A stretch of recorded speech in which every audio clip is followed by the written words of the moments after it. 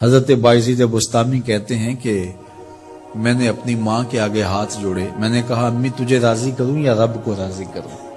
تو اپنے حق مجھے معاف کر دے، اللہ کو میں راضی کر لیتا ہوں۔ ماں نے کہا جاؤ پتر میں اجازت دیتی ہوں۔ گئے جنگلوں میں ذکر و فکر میں لگے رہے، تنہائی میں اس کو یاد کرتے رہے، دن رات ذکر کے چراغ روشن رکھے۔ 12 سال گزر گئے حق کی تلاش میں۔ ایک دن واپس بستام کے قریب سے گزر رہے تھے، خیال آیا چلتے چلتے ماں کو سلام کر جاؤں۔ دروازے کو دستک دینے لگے تو اس خیال نے ہاتھ روک لیا کہ ساری زندگی ماں کو سکھ تو دیا کوئی نہیں، اب دکھ بھی کیوں دینے لگے ہو؟ رات کا ایک پہر بیت گیا ہے، سردیوں کی لمبی رات ہے، ماں بستر میں لیٹی ہوگی، تیرے لیے اٹھے گی، دروازہ کھولے گی۔ دروازے کے ساتھ ہی لگ کے بیٹھ گئے اور ساری رات کاٹ دی، اس خیال سے کہ ماں کو تکلیف نہ ہو۔ جب سحری کا وقت ہوا تو اندر سے جو نالی آتی تھی اس نالی سے پانی آیا، سمجھ گئے میری ماں تہجد کے لیے اٹھی ہے اور وضو کا پانی ہے، تو فوراً دروازے پہ دستک دی۔ اندر سے آواز آئی بیٹا بایزید میں ابھی آئی۔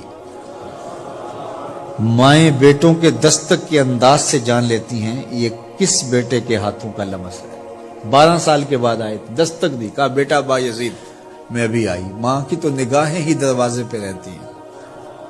اللہ اکبر۔ کہتے ہیں کہ ماں نے دروازہ کھولا، 12 سال جنگلوں کی خاک چھانتے بیت گئی تھی، پراگندہ صورت، بکھرے ہوئے بال، پھٹے ہوئے کپڑے۔ میری ماں کی جب نگاہ میرے پہ پڑی تو اس کی چشمان سے موٹے موٹے آنسو ٹپکنے لگے، اور اس نے ایسے ہاتھ پھیلا کے کہا مالک میرا بیٹا بایزید تیری طلب میں نکلا تھا، تو نے ابھی تک اسے اپنا قرب نہیں دیا۔ حضرت بایزید بستامی کہتے ہیں 12 سال کی ریاستوں سے جو کچھ نہیں ملا تھا ماں کے اٹھے ہوئے ہاتھوں سے مل گیا۔ میں نے کہا مالک میں تجھے کہاں ڈھونڈ رہا ہوں، تو کہاں موجود ہے؟